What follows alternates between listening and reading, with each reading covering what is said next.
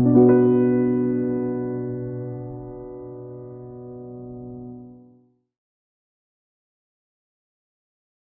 we're running over just a really quick, I'm going to try and keep it to like 15 minutes to a half an hour, class on how gender essentialism, transphobia, and queerphobia can change interpretations of tarot decks, and how we can be more inclusive of our interpretations and actually make readings a little clearer for ourselves. So before we get really far into this and I start going over my example cards, I want to make sure that everyone who's participating in this class is aware of something. Just because something has, actually two things. Just because something has always been so doesn't make it right. My grandmother used to tell me that tradition wasn't supposed to be worshiping dying embers, but instead making new fires to pass on the flame. One of the tendencies I've seen in the pagan community is that we're so concerned with what our predecessors wrote in their books, or what our teachers' teachers said, that we don't want to let go of misguided ideology. Traditions are supposed to grow. They're supposed to evolve. They're supposed to be inclusive of new members. If your tradition is not evolving, then it's dying. It's stagnating, and stagnation leads to death. Two, all the people who wrote those books, they're no more involved in the knowledge of the universe than you are. Like, every single living person has an understanding of the universe unique to them, and theirs is not necessarily more valuable than yours because they got published. Another thing to think about is there used to be obscenity codes that would forbid the encouragement of what was considered licentious or obscene behavior. So a lot of the books that we cite as sort of our foundational texts were published in a time when to encourage the recognition of LGBTQIA persons or trans persons, I already listed that in the LGBTQIA, was to be seen as encouraging illegal behavior, and so you could not publish it. How many of you have encountered the trope, bury your gays? Okay, how many of you have watched a movie that had gay characters only to see one of the gay characters die? You watch Buffy the Vampire Slayer, and one of them dies. You watch The 100, and one of them dies. You watch Brokeback Mountain, and one of them dies. This trope actually developed when there was an obscenity code in place over television and movies that said you could only portray a gay character if you showed them come to a bad end. It had to be a moral lesson that homosexuality was not okay in order to portray it in television and movies. And even though we don't have that obscenity code in place anymore, people have still internalized that message that a gay couple always leads to tragedy. And sadly, it ends up influencing our reality too. People think that if you are, like, I've heard parents, as clergy, I've had parents come to me and be like, oh, well, I believe in gay rights, but I'm terrified that my child will be gay because it means that bad things will happen to them. It doesn't have to mean that. We shape our world. And just by saying that, you can shape it so that those bad things happen more often. They're excused because they're expected. So I kind of strayed. As well, the other thing I wanted to talk about is the idea that LGBTQIA recognition in magic is new, like a new concept, is just wrong. If you go all the way back to the oldest known magical tradition in the world, the oldest documented magical tradition in the world, Sumer, the Sumerians had a word for male-to-male relationships, female-to-female relationships, people who were designated male at birth and determined that they were actually female, people who were designated female at birth and determined that they were actually male, and all of this interacted with their magical system. So, no. You see it in Egypt, you see it in Sumer, Assyria, Akkad, Babylon, you see it in ancient China. This idea that this is new is just wrong.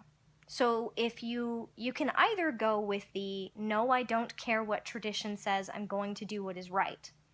Or you as a tarot reader can go, actually, history says that gay, lesbian, bi, trans, queer, asexual people have always existed. So why isn't our tarot recognizing that as well? Okay, that was basically the overview.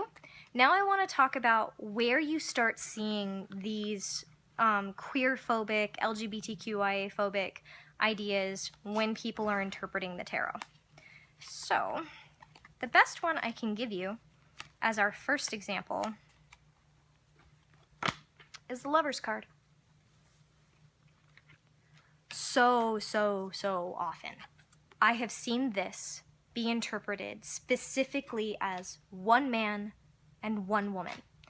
And I have seen tarot readers really torture an interpretation when they're reading for someone to get it to mean one man and one woman. The example I'm going to give you, I witnessed a lesbian couple get a reading at a psychic festival about 3 years ago. And they sat down, and the person reading for them was like, "Oh, is this your friend?" "No, this is my wife." "Oh, okay." Pulls the cards, pulls the lovers. It's like, okay, so there's a man that you're sexually attracted to, and my lesbian friend goes, no, there isn't. Can't that mean my wife?" Well, this card is traditionally about the union of masculine and feminine energies. So let's talk about this masculine and feminine energies thing for a second. Just for a second, because I could have an hour and a half long class just on this. I prefer the term projective and receptive. I prefer those specifically because nature doesn't. Nature does not sort like that. It really does not. Our ideas of what is male and female is just not accurate to nature. Our ideas about how gender and sex work are completely filtered through the society that we grew up in, which has some really backwards ideas that are influenced by puritanical fundamentalist Christian religion and which do not align with the natural world. It's also incredibly Western-centric. This idea that there's like male energy and female energy dismisses indigenous cultures around the world and their understanding of gender. It dismisses everything that we actually know about how biology works, like being intersex, and fundamentally does not align with the structure of the world. Beyond that, even when we're talking, let's say, Western American culture, there was recently a study, I think it was about 2 years ago, where scientists put electroencephalographs on people's brains, what basically is an electronic imaging system. And they looked at the patterns of brainwaves and tried to identify a pattern that meant male and a pattern that meant female. There isn't one. There isn't one. You cannot look at the structure of a mind or the activity of a mind and know that someone is male or female. You can't. This idea that women are more emotional or that men are less emotional, that men are more protective and women are more like kind and giving and loving, it's bullshit. It's bullshit. It does not match with reality. That is entirely social programming. We are raised to believe that that is so. Now, if you want to say that one is more sun and one is more moon, if you want to say that one is more active and one is less active, if you want to say that something is projective and something is receptive, okay, fine. You can have that as your spectrum. But the second you start saying that all men are one way and all women are one way, it's just not matched in reality. It's just not accurate. You can cite societal examples, and all it means is that someone bought into the men don't cry, all women like pink thing. And the thing is, if you are a cisgendered woman who really loves makeup and pink and wants to be a mom and loves baking, fantastic, do you. If you are a cisgendered man who loves sports and fixing cars and doesn't know what to do with a squalling baby, okay, sure, fine, do you. But it has nothing to do with the fact that you were designated male or female at birth, and everything to do with who you are as a person. So, beyond that, it completely dismisses things like polyamorous relationships, where one man, one woman. What about someone who's in a polyamorous arrangement or an open marriage, or someone who is asexual and not involved with anyone at all? So let's talk about what the card can mean if you take away all that nonsense. The lover's relationship is an interaction, an exchange between people that is, if not romantic, then sexual, if not sexual, then romantic. That's what it represents. And specifically, there's a reason why there's the Lover's card and the Two of Cups, and they're different. The Two of Cups is a deep emotional connection between two people, a partnership, which can be a marriage, it can be friendships, it can be the person you think of as your soulmate, it can be the person you are most deeply connected to in your family, it can be your business partner. The Lover's card is not the Two of Cups. It is a more passionate and more volatile arrangement.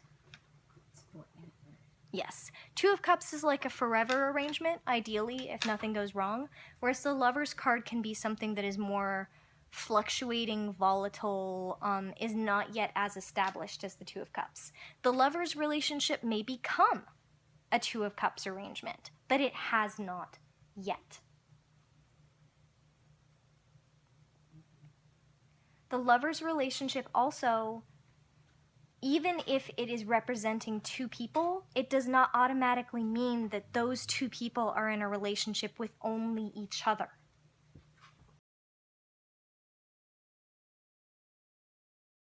I would generally, so my style in tarot is to say, this card tends to represent this. How does that apply to your circumstances? So I say, this card tends to represent a volatile, passionate relationship with another person, one that is taking a great deal of your energy, and one that you are seeing evolve. Is it evolving in a direction you want it to evolve in? Modifying gender. Yeah. Yep. If it's upside down, it's generally not evolving in a direction that you want it to evolve in. There's infidelity, or there's inconstancy, or there's a lot of passion but not a lot of emotion. In that case, upside down Lover's card, I always draw a clarifying card. Because if you pull the upside down Lover's card and then you pull a Two of Swords, it's like, okay, so there's some inconstancy here, which is leading to you feeling that you need to sever this connection. You know, if you pull the Two of Swords and the Devil card, it's like, oh, I see. There's a blockage here where you're thinking, I can't get around this blockage, so I should sever this relationship. Those clarifying cards, they are your friend. This is why I tend to do 3-card readings and then pull clarifiers instead of the really big, elaborate tarot spreads, because you can get a lot more specific if you pull a card and then figure out why you pulled that card. All right. So let's talk about another one that tends to get super gendered in our culture. The Empress card. The Empress does not mean a woman. And I almost always see this in books that say that not only does it represent a woman, it represents a mother. And that's why the figure is often depicted as being pregnant.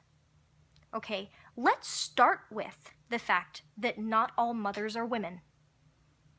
One of my dearest, closest friends is a trans man who still possesses a uterus and who has given birth. Would you consider that the definition of a mother? And I mean, he prefers the term mother. I have met trans men who possess uteruses, who prefer to be called a father after they've given birth.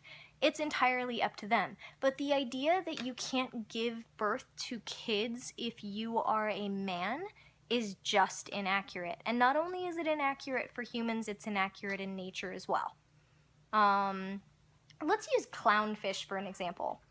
How many of you watched Finding Nemo? Okay, you like Finding Nemo? It's a cute movie. Clownfish change genders. They can be male clownfish for years and years and years, and then if their population numbers fluctuate and suddenly there's not enough female clownfish to sustain their population, a male clownfish will change their genetic makeup, become a female clownfish, and be able to give birth. Or we could use, what are the horsey fish? English for the horsey fish. Seahorses. Seahorses, the men carry the babies until they give birth to them.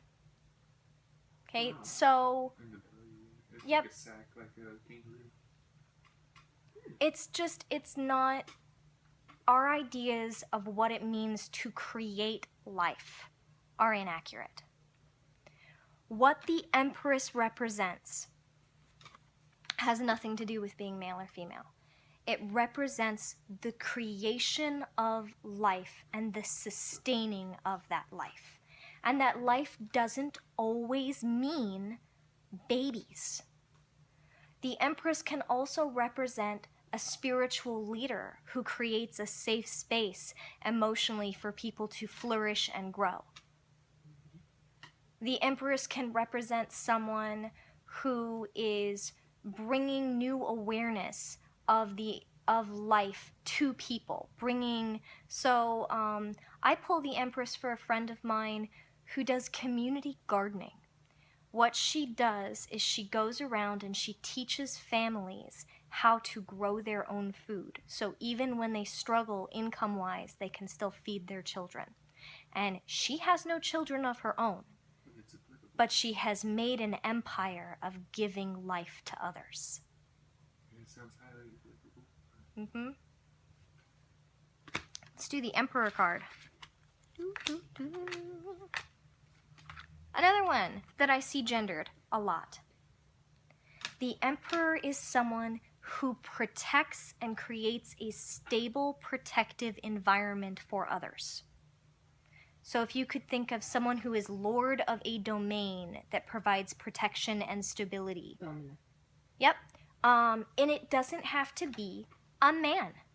If someone is the founder of a school that teaches people how to have life skills in order to provide for themselves and for their families, that would be an emperor, okay?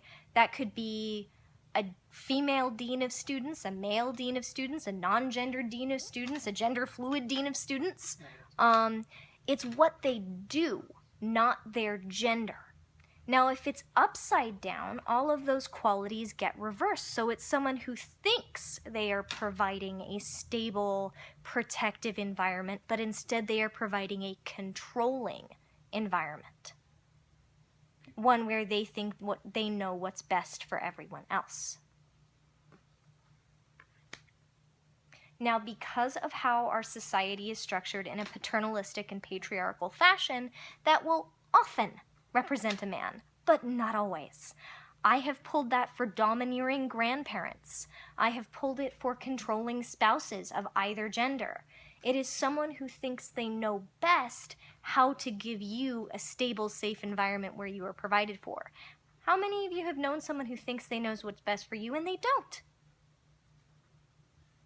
Let's talk about another one I've seen gendered a lot, the Magician. I see this one gendered so often in the spiritual community. Holy crud. And it's the same nonsense where people are like, witches are always women and magicians are always men. No. No. A witch is a witch who says that they're a witch. A magician is a magician who says they're a magician. That's how that works. If you claim the title is yours. Now, I do recommend not claiming a title you can't back up, because that can cause problems. But, I mean, if you want to bring those problems down on you, you do that. Right. Now, specifically, there is a stylistic difference between a magician and a witch. But that has more to do with the history of the traditions than it will ever have to do with gender. The idea...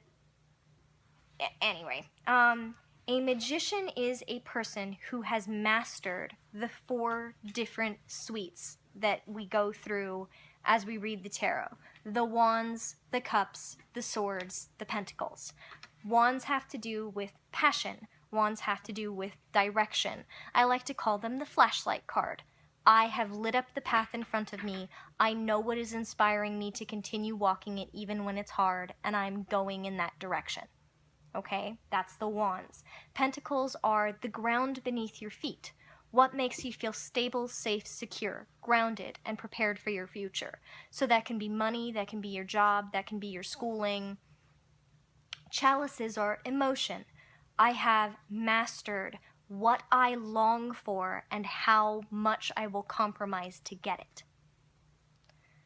Swords are how you protect all the rest, which generally represents intellect and instinct. How do I apply myself to staying safe and maintaining everything else I have earned for myself?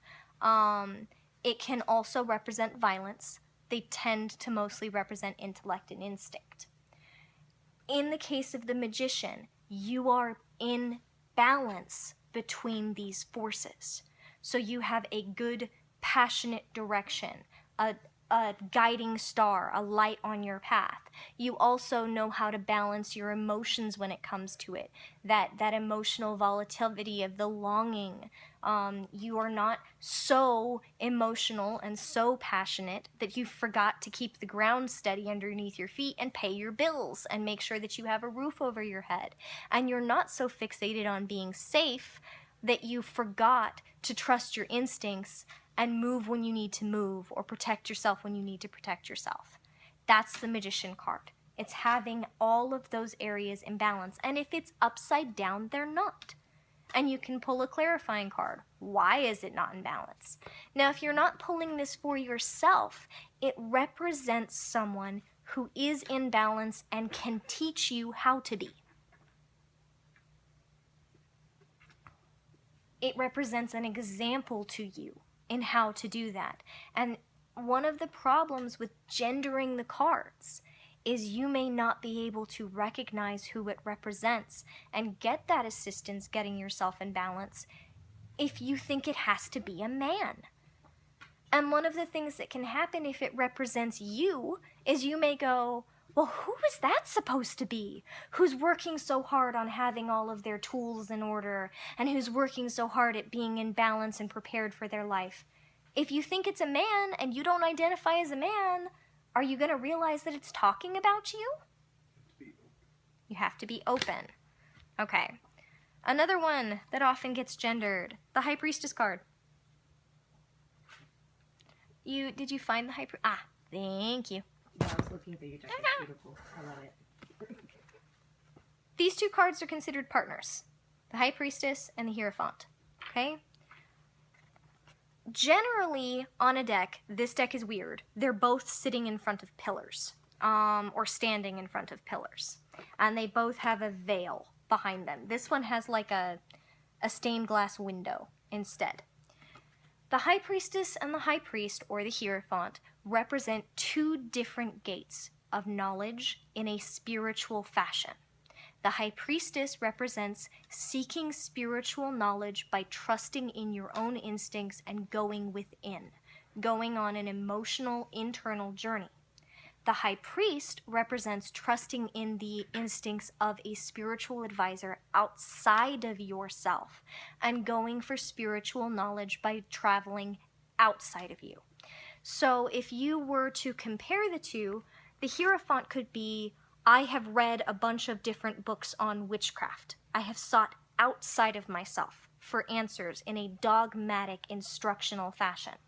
The High Priestess would be, I have sought inside myself for spiritual knowledge by trusting in my own instincts. One is not necessarily better than the other. They're counterparts to each other. They are two paths towards spiritual fulfillment and spiritual knowledge. And they're not gendered. The Hierophant could represent any spiritual teacher you had, of any gender. And this could represent any internal spiritual journey that you had, regardless of your gender. If you gender them, and you pull the Hierophant upside down, you're trusting in someone's dogmatic spiritual answer and it is leading you astray. And you go, all my teachers are women. I wonder, that must be talking about some other paternalistic spiritual influence on my path, because it couldn't be talking about my High Priestess at my temple. Yes, it can. Yes, it can. Okay? It can absolutely be talking about her. When you gender the cards, it strips them of meaning it is trying to give you. One of the things that drives me nuts is when people gender rocks. Okay. They go, is the rose quartz male or female? Ask it. It's a rock. You want to know? Right, like if you really want to know if it's receptive or projective, or if it's protective or emotional, or if it's, then ask the stone. Okay? But the rock does not possess gendered characteristics. I don't care that it's pink. Especially like, okay, pink in the Victorian era was considered a color that was too masculine and upsetting for girls, and blue was the color for girls because it was calming. Okay? So our gendered associations with color are nonsense anyway. But I've literally been in Havencraft and had a father tell his son that he can't have rose quartz because it's a girl's stone, because it's pink. It's nonsense. It's nonsense, and it's frustrating. All right. Shall we pick up next week, running through the kings and queens of the deck and saying how to interpret them without getting gendered? Alrighty, we'll pick up there next week.